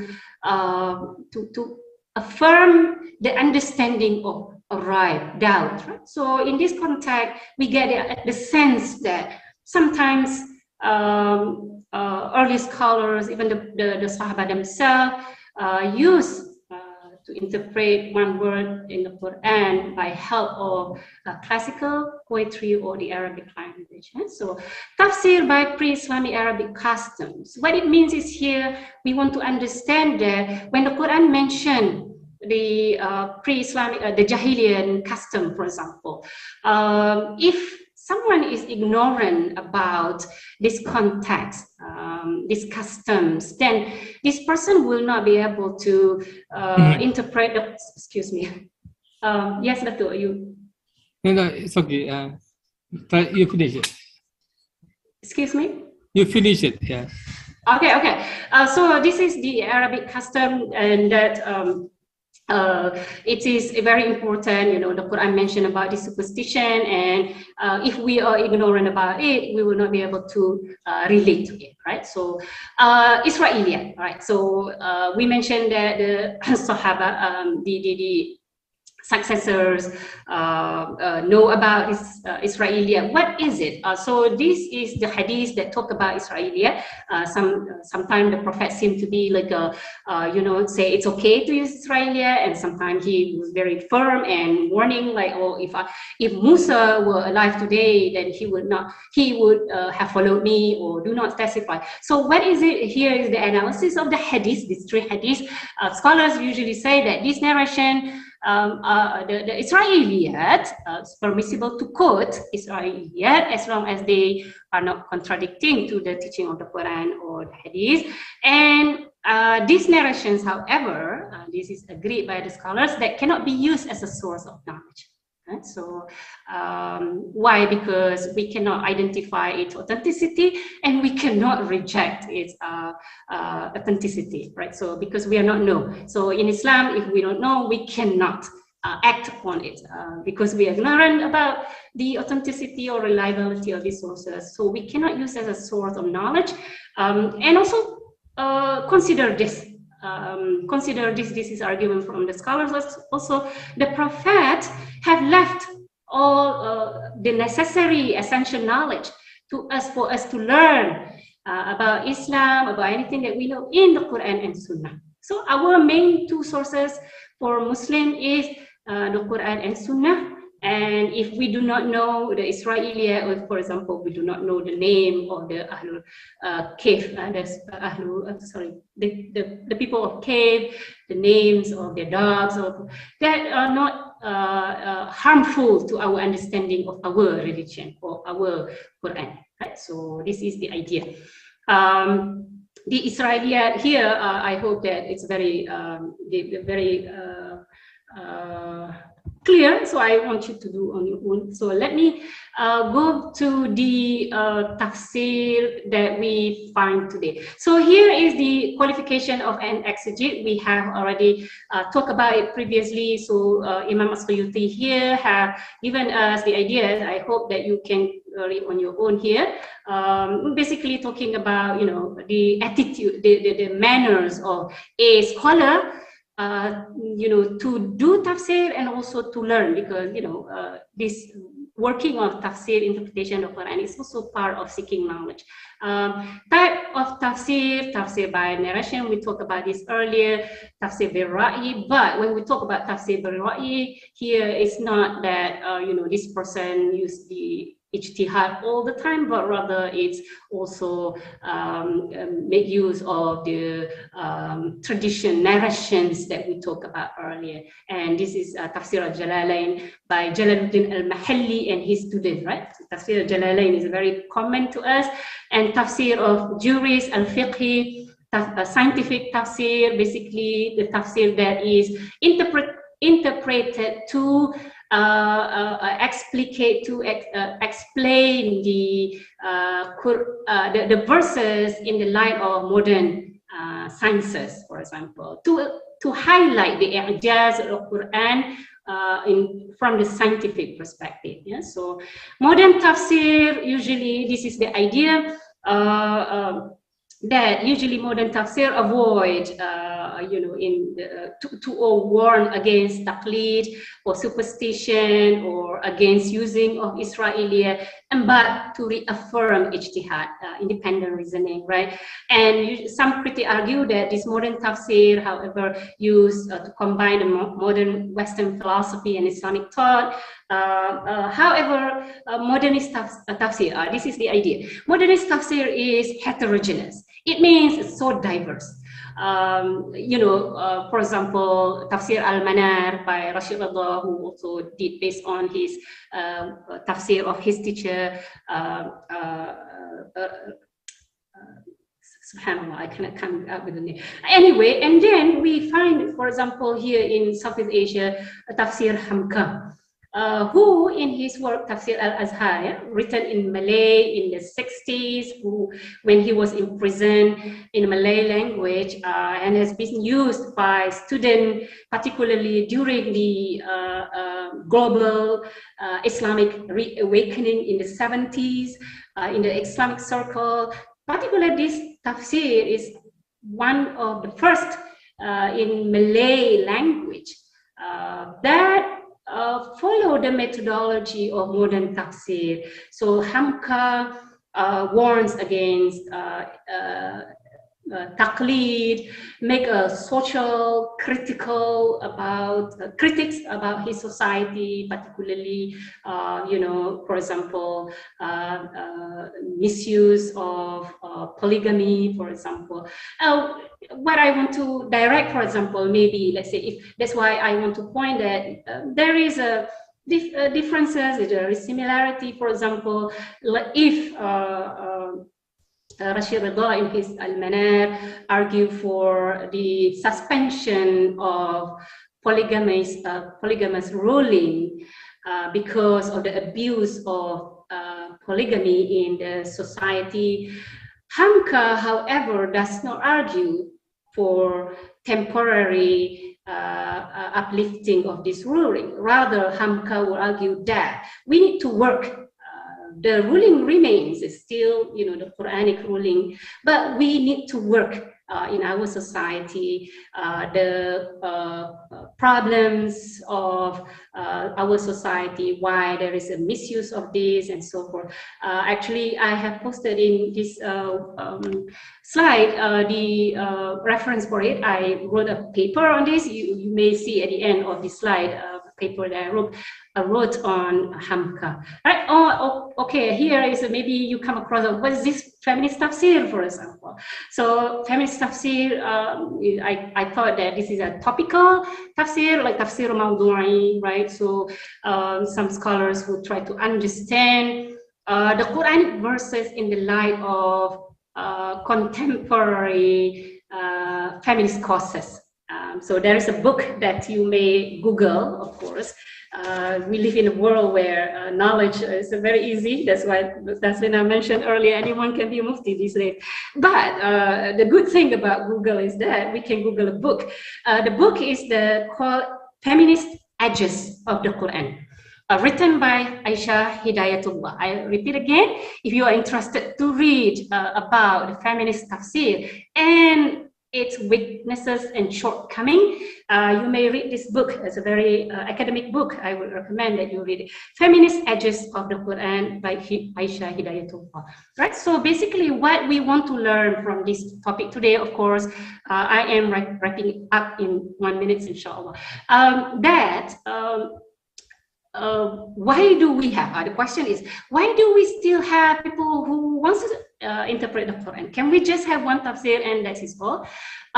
Here is something that we have to understand, that all these tafsir are human works.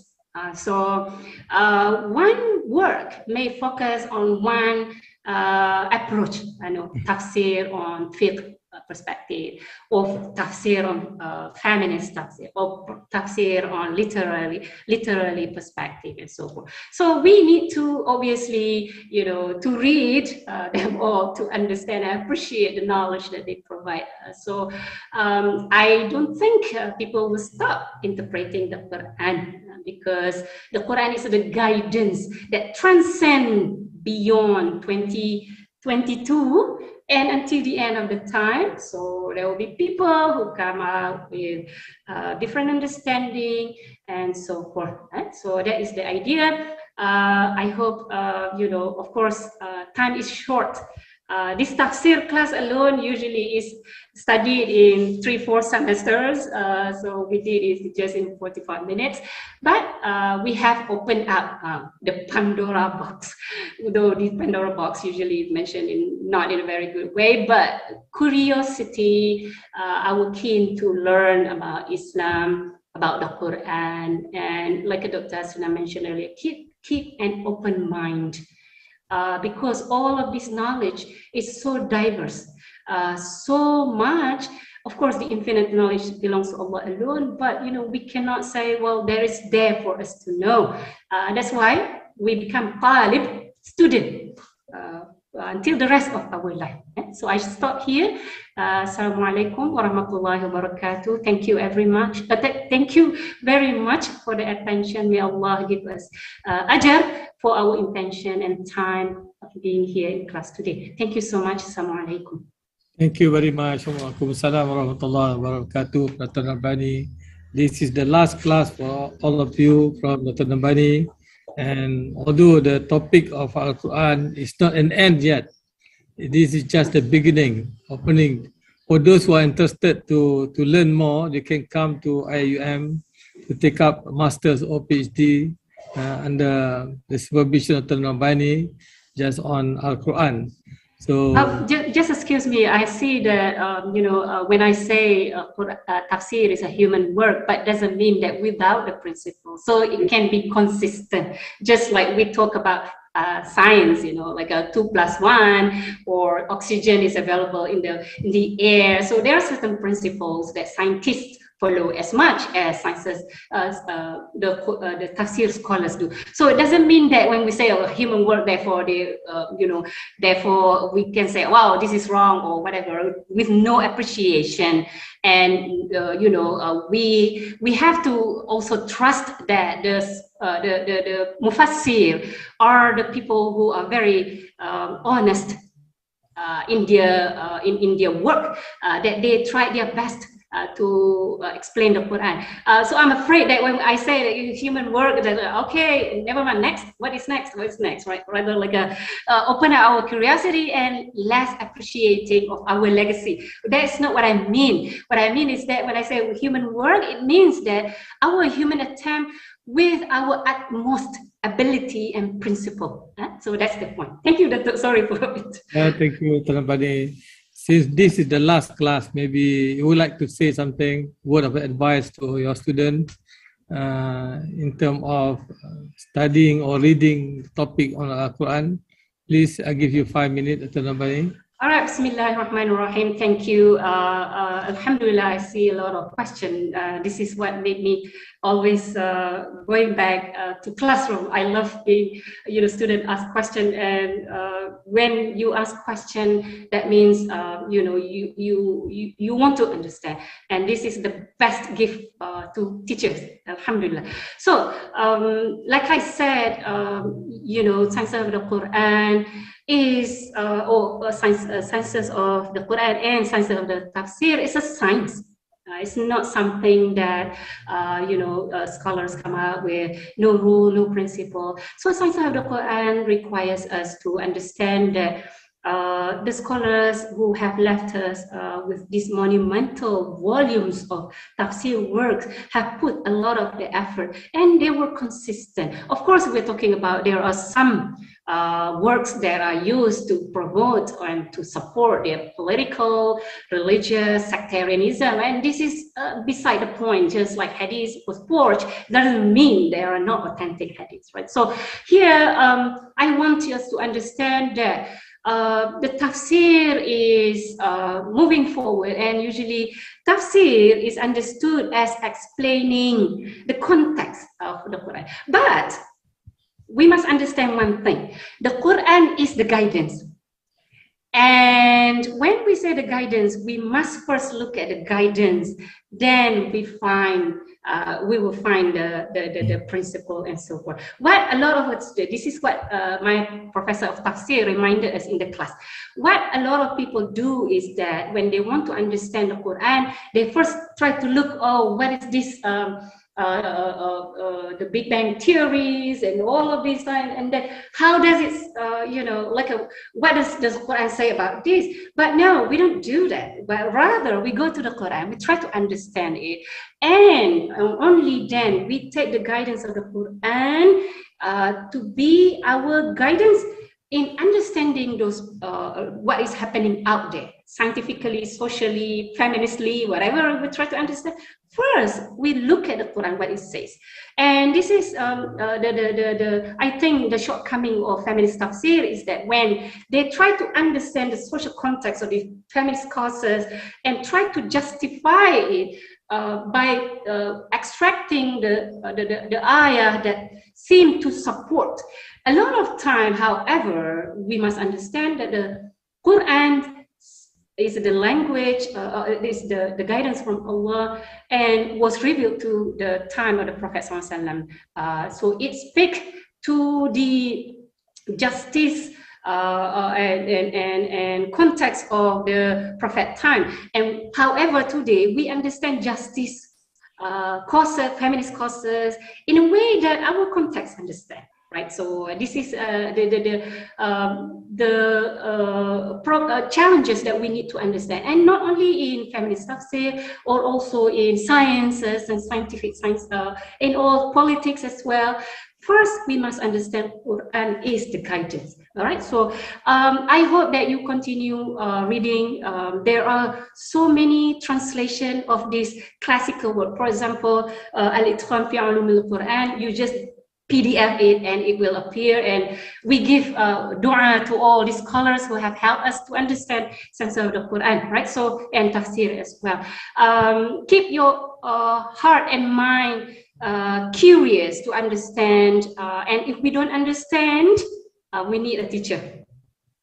So we cannot just self-teaching it, because we learn the Prophet had his teacher, Jibril alayhi salam. And then the Sahaba had their teacher. The successor had their teacher. We have to have teacher.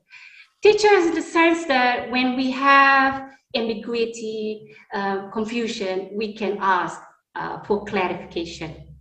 Doesn't mean our teacher knows everything. No, I don't know everything. I have to have فَاسْأَلُوا أَهْلَ الذِّكْرَ. So it means that we ask the expert, right? So I think that's all. Thank you very much. Yeah, I will give you the slide and also the references, inshallah, and the questions that I want you to ponder. The question for each week, as I was reminded last week, I will give the question for you to ask and answer it. If you don't find the answer, you may discuss with people who know. The question is a little bit general, but I want you to understand this is how we need to understand senses of the Quran and Tafsir in the light of the what is happening out there. Usually, what question we can ask. So, inshallah. Thank you so much, and it was my pleasure to be with you. And thank you, Datu and IIIT. Thank you very much. So, inshallah, all the best to the students and participants, and all the good come from Allah, and the mistakes and shortcomings are mine. I ask Allah to forgive me and bless us. Ameen. Do all that good work we do. Alhamdulillah. Take care, and inshallah I leave you. I hope that I don't take much time already. All right. Thank you very much, Norbani. Thank you. So, so Alhamdulillah, we now completed two sessions this morning. So I purposely give an extra time to each speaker, because we know that they want to wrap up the topic that they have done for the past 6 weeks. Including 6 lectures. So now we know that Dr. Rauda is waiting to come in. It is already 10 minutes past 11. Whether Dr. Rauda would like to give 5 minutes break before we start? And I can invite, can you give 5 minutes, Dr. Rauda? Yes, inshallah. Yeah, you go and have your drink for 5 minutes and come back. Otherwise, there will be hectic for you for 2 hours sitting in the same place. And I will invite Brother Shahran to moderate for the next session, inshallah. Jazakallah. Assalamualaikum warahmatullahi wabarakatuh. Inshallah, we'll see you again in the next session.